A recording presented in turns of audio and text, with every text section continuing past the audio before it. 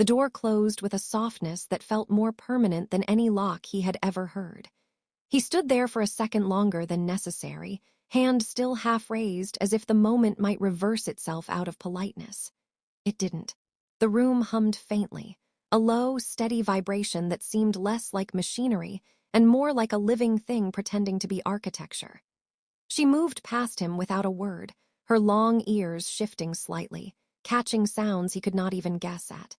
He tried not to stare. He failed almost immediately. "I'm not staring," he said, staring. "I'm just observing like a scientist, a very underqualified one." No response. She sat down beside him, not across the room.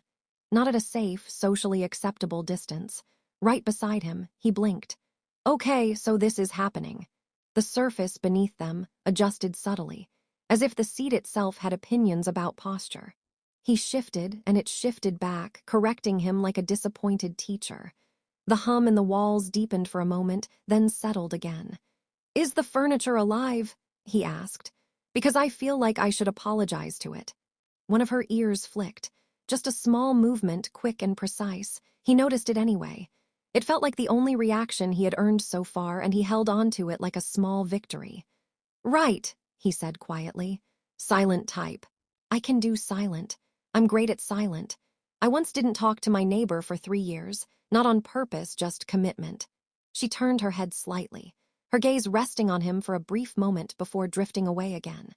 There was something heavy in that look, something that made his next joke feel inappropriate before he even formed it. So he didn't. The silence returned, but it wasn't the same as before. It wasn't pressing anymore. It was waiting. He looked around instead. The walls curved in ways that didn't make sense, like they had been designed in a language geometry couldn't fully translate. Faint lines of light moved beneath the surface, slow and deliberate, like thoughts passing through a mind too large to understand. "Your house is thinking," he murmured. "I don't know if that's comforting or deeply concerning." She shifted slightly beside him, not away, closer. He froze for a second, then relaxed just enough to breathe normally again. "Okay," he whispered, mostly to himself. "No sudden movements. We're in the don't scare the alien widow phase." That earned him something. Not a laugh, not quite. But her ear tilted toward him again, lingering this time. He exhaled slowly. "Progress," he said. "I'll take it." Time passed. He couldn't tell how much. The hum in the room seemed to stretch it, pulling seconds into something longer, softer. He became aware of his own breathing, of hers, slower, steadier, almost synchronized with the pulse in the walls. He swallowed.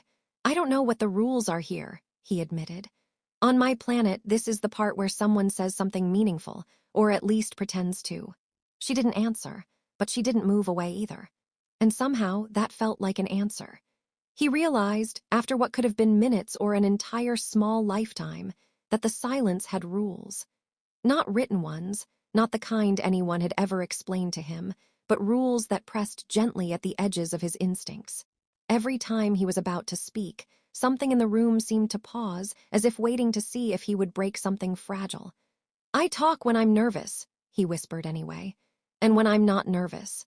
And sometimes, when I should absolutely not be talking." Her ear tilted again, slower this time, like it was listening to something deeper than the sound of his voice. He followed the movement with his eyes, then quickly looked away, pretending he hadn't. He was failing at that too. "Right," he muttered. "Subtlety, I've heard of it." The surface beneath them shifted again, softer now, adjusting not just his posture but hers as well, bringing them into a strange, shared balance. He didn't move. It felt like interrupting it would be rude, like stepping into the middle of a sentence you didn't understand. A faint ripple of light passed through the wall in front of them. It wasn't random. It moved in patterns, slow, deliberate pulses that reminded him of breathing or maybe of thought. He leaned forward slightly. "Is that communication?" he asked. "Because if your house starts talking to me before you do, I'm going to feel very judged." Her hand moved, not quickly, not suddenly, just a small, careful motion, her fingers hovering for a moment before lightly touching the surface beside them. The light shifted immediately, responding to her like it had been waiting. He blinked. "Okay, so the house listens to you. That's good. That's healthy. I wish my apartment did that. I've been arguing with my door for years. The light pulsed again, this time slower, spreading outward in a soft wave. He felt it more than saw it, a gentle pressure, like the air itself was leaning closer. His voice dropped. Did it just notice me? Her fingers pressed slightly against the surface, and the pulse softened, retreating just enough to become distant again. Controlled. Oh, he said quietly. So I'm the problem, that tracks. For a moment, nothing happened. Then she shifted her hand, not touching the wall this time, but resting it between them. Not on him, just there. He stared at it for a second too long. I feel like this is important, he said, and I don't want to mess it up by doing something incredibly human. He hesitated, then slowly placed his hand near hers. Not touching. Close enough that he could feel a faint warmth, different from anything he had known, like heat that carried intention. The hum in the room changed. It wasn't louder, it was clearer. As if something had aligned, he swallowed. Okay, he whispered. Something definitely happened. I don't know what, but it feels like I just agreed to terms and conditions I didn't read. Her ear flicked again, sharper this time. He glanced at her face, and there it was, not a full smile. Not even close, but something at the corner of her lips shifted, almost imperceptibly, like the idea of a smile had passed through her and left a trace behind. He let out a quiet breath. Was that a joke? He asked. Because if that was a joke, I'm honored. Confused, but honored. She didn't respond, but she didn't withdraw her hand either. The light in the walls began to move again, slower now, forming patterns that lingered longer before fading. He watched them, then looked back at her. I think your house likes me a little more now, he said. Or it's preparing to absorb me. Honestly, I'm not ruling that out. This time, her shoulders shifted slightly. It was subtle, but it wasn't nothing. And for the first time since the door had closed, the silence felt like something they were building together, instead of something they were trapped inside. The hum shifted again, but this time it didn't settle. It stretched, rising into something almost melodic, like the house had decided silence alone was no longer enough. He felt it through his hand first, a faint vibration where their hands nearly touched, then through his chest, steady and deliberate. Okay, he whispered. Either this is a breakthrough, or I just activated something I absolutely cannot afford to fix. She didn't pull away. Instead, her fingers moved closer, closing the small distance between them until their hands finally touched. The reaction was immediate. The light in the walls surged, not violently, but with purpose.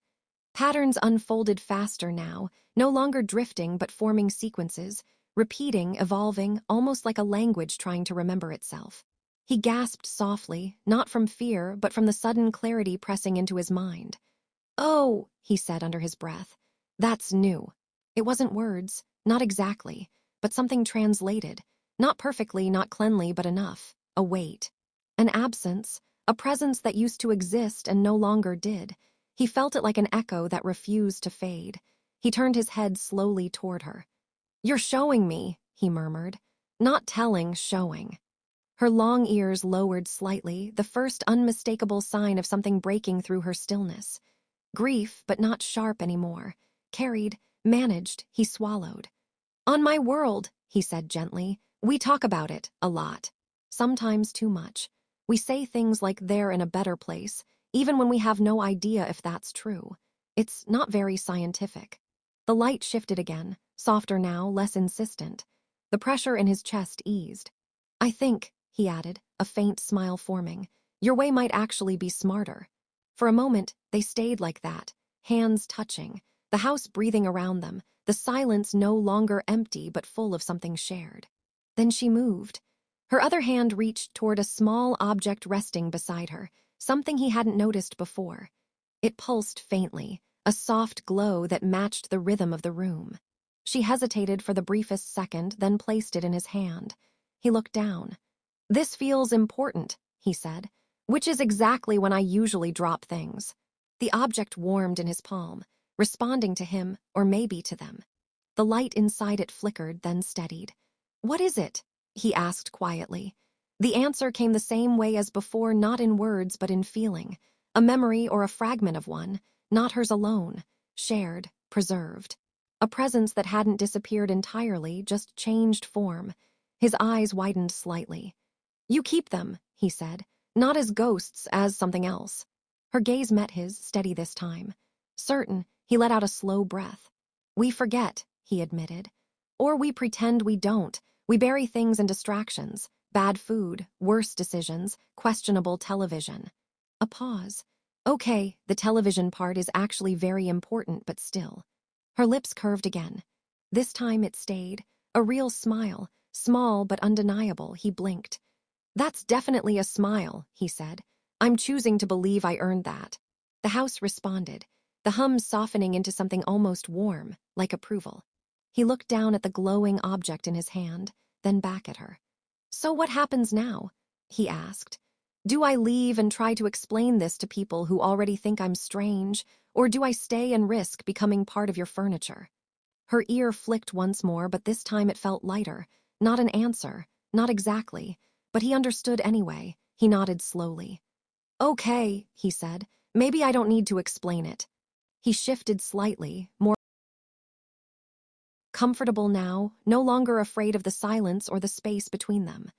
I think, he added, glancing at her with a faint grin, I just needed to learn how to sit in it. She didn't move away, and this time neither did he. He didn't notice when the hum became something he could recognize. At some point, without asking permission, his mind had started to follow it. Not translate it, not fully understand it, but move with it. The way you hum along to a song you've never heard before and somehow still find the rhythm. He looked down at the glowing object in his hand and tilted it slightly. The light inside responded, shifting tone, like it was listening for him now. That feels like a responsibility, he said quietly. I'm not great with responsibilities. I once forgot to water a plant for so long it emotionally gave up. Her ear flicked, sharper, amused. Definitely amused. He smiled faintly. Okay, good. Humor translates, that's honestly a relief. He leaned back a little, no longer fighting the way the surface adjusted beneath him. It didn't correct him this time. It followed him, adapted. Like the house had accepted him as part of its balance. That's new, he murmured. I think your house has decided I'm not a threat anymore, or it's waiting longer before eliminating me. The light in the walls pulsed softly, almost like a quiet disagreement. Right, he added. Optimism, I'm working on it.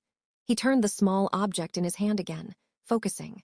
The warmth deepened, and with it came a clearer impression, less fragmented now. Not just the absence he had felt before, but continuity. A presence that hadn't ended, just moved into something wider. He exhaled slowly. So he's still here, he said. Not the way I'd expect, but here. Her gaze didn't waver. This time she didn't need to confirm it. He nodded, more to himself than to her. We don't have this, he admitted. We have memories, but they fade. Change, get messy. You kept him intact. The object pulsed once, gentle, steady. He looked at it, then at her. And now you're giving that to me. For the first time, she shook her head. Small, certain. He blinked. Not giving, he corrected himself. Sharing. The words settled between them, fitting in a way nothing else had. He let out a quiet laugh. That's a lot better than giving. Giving sounds like goodbye. Sharing sounds like, I'm involved now. Her lips curved again, easier this time. He stared at that for a second, then pointed lightly. You're doing that more, he said. The smiling thing, I'm taking partial credit. Her ear flicked dismissive but softer than before. Okay, fine, he said. Significant credit. The hum in the room shifted, not rising or falling, but widening. He felt it stretch beyond the walls, beyond the space, as if the house was no longer containing it. He frowned slightly. Something's changing, he said. The light responded, not in patterns this time, but in openness, an invitation. He hesitated. I feel like this is the part where I make a very important decision, he muttered. And I usually make those badly. He looked at her. She didn't move, didn't guide him, didn't stop him. For the first time, the silence didn't offer direction. It offered trust. He inhaled slowly, then closed his fingers around the glowing object, not tightly, just enough to feel it there. Okay, he said. I think I get it now. He shifted forward, not pulling away from her, but not holding on either. Balanced. I'm not here to fix anything, he continued. Or explain it, or turn it into something familiar. He glanced at her, a small, steady smile forming. I'm just here to be part of it. The hum responded immediately, warmer, fuller, like something had clicked into place.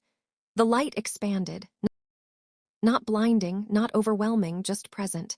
He exhaled, tension he hadn't realized he was holding finally leaving him. You know, he added softly, on my world we're terrible at this. A pause, but I think we could learn. Her shoulder brushed his, intentional this time. He didn't freeze, didn't question it. He just stayed. And when the silence settled again, it wasn't empty and it wasn't waiting. It was complete.